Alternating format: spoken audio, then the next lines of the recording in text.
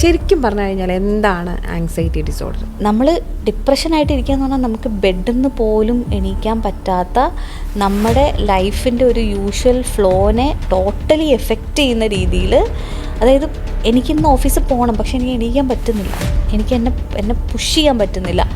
അങ്ങനത്തെ ഒരവസ്ഥ വരുമ്പോഴാണ് നമ്മൾ ശരിക്കും അതിനെ ഒരു ഡിപ്രസീവ് ഡിസോർഡർ അല്ലെങ്കിൽ ഒരു ഡിപ്രഷൻ എന്ന് നമ്മൾ വിളിക്കുക. അമ്മിണി പിള്ളയുടെ ഷൂട്ട് ചെയ്യുന്ന സമയത്ത് ആരും വിശ്വസിക്കില്ലായിരുന്നു ദാറ്റ് ഞാനാണ് ഹീറോയിൻ. ഫോട്ടോഷൂട്ട് എന്ന് പറഞ്ഞാൽ ഞാൻ പറഞ്ഞല്ലോ, അത് ഞാൻ കൃത്യമായിട്ടുള്ളൊരു ഉദ്ദേശത്തോടു കൂടി തന്നെ ചെയ്തതാണ്. അത് ഒരു സെക്സി ഫോട്ടോഷൂട്ടായിട്ടോ അല്ലെങ്കിൽ ഒരു സെൻഷ്യസ് ഫോട്ടോഷൂട്ടായിട്ടോ ഒന്നും ചെയ്താൽ, നമ്മുടെ ശരീരമാണ് നമ്മൾ ജനിക്കുന്ന തൊട്ട് നമ്മൾ മരിക്കുന്നവരെ നമ്മുടെ കൂടെയുള്ള ഒരേ ഒരു പാർട്ട്ണർ. അത് നമ്മുടെ ഭർത്താവല്ല, നമ്മുടെ കുഞ്ഞല്ല, നമ്മുടെ അമ്മയല്ല, നമ്മുടെ അച്ഛനല്ല, ആരുമല്ല. അത് നമുക്കൊരു ടെമ്പിൾ തന്നെയാണ്. ഫ്രണ്ട്സിനെ നമ്മൾ ചൂസ് ചെയ്യുന്നതാണല്ലോ ലൈഫിൽ. നമുക്കിപ്പോൾ നമ്മളെ അമ്മേനെ അച്ഛനും ചൂസ് ചെയ്യാൻ പറ്റില്ല, നമുക്ക് നമ്മുടെ കുട്ടികളെ നമുക്ക് ചൂസ് ചെയ്യാൻ പറ്റില്ല. പക്ഷേ സൗഹൃദങ്ങൾ നമ്മൾ ചൂസ് ചെയ്യുന്നു. നമ്മുടെ സമൂഹത്തിൻ്റെ ഒരു വീക്ക്നെസ് ഉണ്ട്. ആ വീക്ക്നെസ്സിനെ ചൂഷണം ചെയ്യുന്ന രീതിയിൽ